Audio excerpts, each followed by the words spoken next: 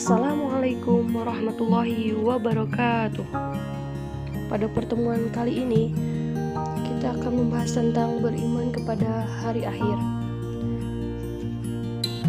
Iman artinya percaya.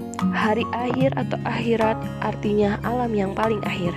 Jadi pengertian iman kepada hari akhir adalah meyakini bahwa hari akhir itu akan terjadi pada saat yang ditetapkan oleh Allah Subhanahu wa Ta'ala. Dan kita juga harus meyakini bahwa setelah berakhirnya kehidupan di dunia ini, ada kehidupan yang abadi, yaitu kehidupan di alam akhirat. Tidak ada alam dan kehidupan sesudah alam akhirat. Simaklah video berikut ini. Baik yang beriman ataupun yang tidak. Janji itu telah tersimpan kokoh dalam kitab suci Al-Quran dan telah disabdakan oleh Nabi Muhammad SAW, yaitu janji Allah tentang suatu hari di mana bumi akan hancur dan langit akan runtuh. Hari dimulainya fase kehidupan baru. Bumi tak lagi bertanah, namun berganti dengan unsur benda sejenis perak, sebagaimana firman Allah, pada hari bumi diganti dengan bumi dan langit yang lain. Al-Quran Surah Ibrahim ayat 48. At-Tabari dalam tafsirnya menukil riwayat dari Ali bin Abi Thalib. Beliau menafsirkan ayat ini bahwa bumi menjadi seperti perak dan surga seperti emas. Dan semua cerita dan kisah di dunia seperti bahagia, sedih, kaya, miskin, kuat ataupun lemah akan berakhir ketika trompet pertama telah ditiup. Itulah hari kiamat.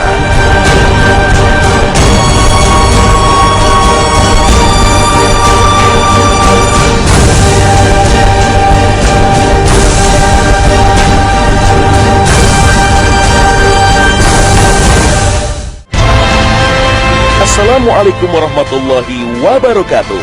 Selamat pagi pemirsa.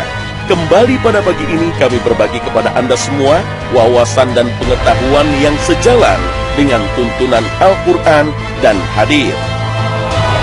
Kedahsyatan kiamat sulit untuk dibayangkan secara detail. Hal ini menandakan bahwa kiamat benar-benar peristiwa kehancuran yang sangat mengerikan. Kita tak bisa membayangkan kengerian dan kedahsyatan itu kecuali dari sumber yang akurat, yaitu kitab suci Al-Quran. Gempa kiamat yang sangat kuat misalnya. Dalam bayangan manusia, gempa ini getaran bumi yang merobohkan bangunan atau membuat tanah retak atau terbelah. Gempa kiamat jauh lebih dahsyat dari yang dibayangkan manusia dari peristiwa-peristiwa alam yang terjadi. Allah berfirman, apabila bumi digoncangkan dengan goncangan yang dahsyat dan bumi mengeluarkan beban-beban berat yang dikandungnya.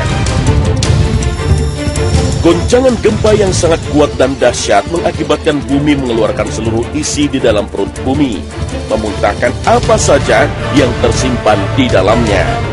Allah berfirman, ingatlah pada hari ketika kamu melihat kegoncangan itu, lalailah semua wanita yang menyusui anaknya dari anak yang disusuinya, dan gugurlah kandungan segala wanita yang hamil.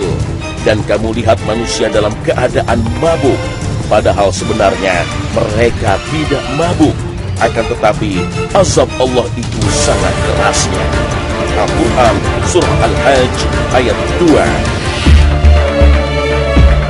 Tidak hanya bumi yang bergoncang dan diratakan, bahkan langit pun runtuh atas kehendak Allah Subhanahu wa Ta'ala. Allah berfirman, apabila langit terbelah dan patuh kepada Tuhannya, dan sudah semestinya langit itu patuh. Al-Quran Surah Al-Insyiqaq ayat 1 hingga 2. Galaksi raya yang begitu luas, yang sampai saat ini luasnya masih menjadi misteri dan teka-teki, pada hari kiamat akan mengalami kehancuran. Bintang-bintang akan berjatuhan dan porak-poranda. Ledakan-ledakan bom yang biasa terjadi dalam peperangan manusia tak sebanding dengan ledakan maha dahsyat dari bintang-bintang dan planet-planet yang bertabrakan. Allah berfirman, apabila langit terbelah dan apabila bintang-bintang jatuh berserakan. Al-Quran, Surah Al-Infitar ayat 1 hingga 2. Itulah akhir cerita kehidupan di bumi. Kisah yang berakhir secara tragis. Jika demikian jadinya kelak, kenapa kita begitu mencintai kehidupan dunia ini? Allah menciptakan langit dan bumi ini hanya sebagai tempat persinggahan sementara untuk umat manusia. Kehidupan selanjutnya kelak yang lebih kekal adalah kehidupan baru yang lebih indah dan bersih dari dosa dan kelaliman, yaitu kehidupan alam akhirat.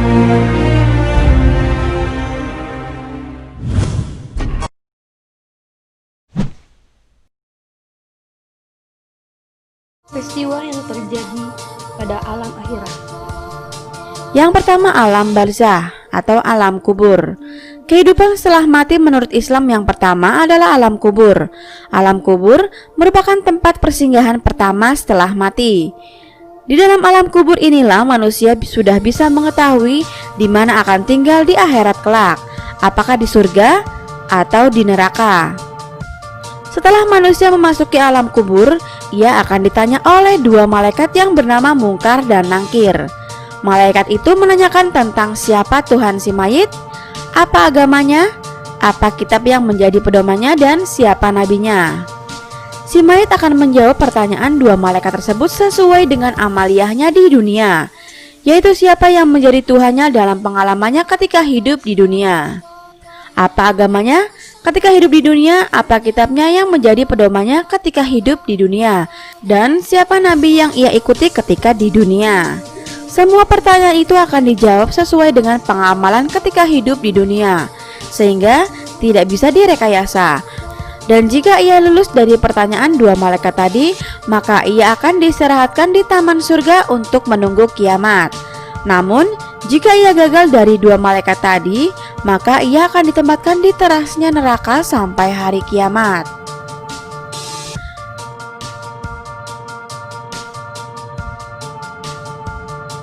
Yang kedua, hari kebangkitan. Hari kebangkitan adalah kehidupan setelah mati menurut Islam selanjutnya yang akan dijalani setelah malaikat Israfil meniup sangkakalanya. Ketika malaikat Israfil meniup sangkakala yang pertama, maka semua makhluk akan binasa. Kemudian ia meniupkan untuk yang kedua kalinya, sehingga semua makhluk akan hidup kembali tanpa terkecuali. Yang ketiga, pengiringan ke padang mahsyar. Setelah semua makhluk dibangkitkan tanpa terkecuali, termasuk dari golongan jin, manusia, dan hewan, padang mahsyar adalah tempat datar yang sangat luas. Di tempat ini, semua makhluk hidup di bumi dan langit lapisan ketujuh dikumpulkan untuk diadili. Semuanya berkumpul dalam keadaan berdesak-desakan. Setiap manusia pada hari itu akan diadili dengan diiringi oleh dua malaikat. Yang satu sebagian pengiringnya dan yang satu lagi sebagai saksi atau semua perbuatannya di dunia. Yang keempat, Yaumul Mizan. Setelah semua makhluk terkumpul dalam padang mahsyar, tibalah saatnya untuk memperlihatkan buku catatan amal dari jin dan manusia. Amal mereka akan ditimbang dan dihitung, mana yang lebih banyak amal baik atau amal buruk. Yang kelima, Yaumul Hisab. Setelah menerima buku catatan, para jin dan manusia akan menjalani perhitungan amalnya.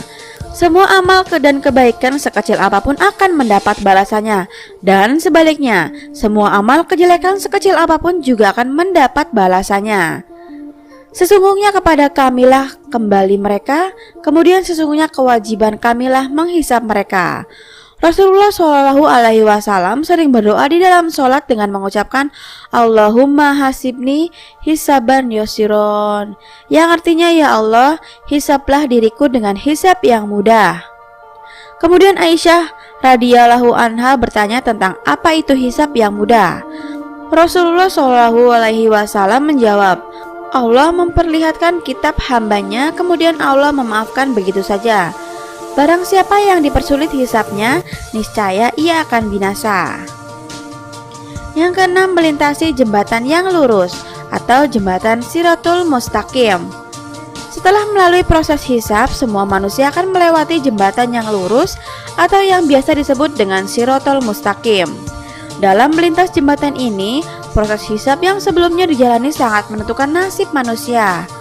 Untuk orang yang kondisinya sangat buruk, jembatan ini akan menjadi sangat kecil, hingga disebutkan ukurannya sekecil rambut dibagi 7 dan tajamnya melebihi samurai. Sebaliknya, untuk orang dengan amalan baik banyak, ia akan melewatinya dengan tenang. Ada yang secepat kilat, ada yang menunggang onta, kambing atau sapi dari hasil kurbannya ketika dia masih ada di dunia. Yang ketujuh, surga. Orang-orang soleh yang berhasil melewati Shiratul Mustaqim, ia akan ditempatkan di surga atas rahmat Allah Subhanahu wa Ta'ala. Semua orang muslim kelak akan ditempatkan di surga meskipun ia memiliki dosa. Hanya saja, sebelum ia ditempatkan di surga akan ditempatkan terlebih dahulu di neraka untuk membersihkan dosa-dosanya. Yang kedelapan, neraka. Neraka adalah tempat bagi semua orang yang memiliki dosa, baik itu muslim atau kafir. Disebutkan di dalam kitab suci Al-Quran bahwa terdapat 7 tingkatan neraka. Hal ini sebagaimana firman Allah Subhanahu wa Ta'ala. Tiap-tiap pintu telah ditentukan untuk golongan yang tertentu bagi mereka. Golongan yang dimaksud adalah orang-orang kafir, munafik, dan setan. Jarak antara satu pintu dengan pintu yang lainnya adalah 500 tahun dan 700 tahun perjalanan. Dan di setiap pintu ada azab berlipat ganda.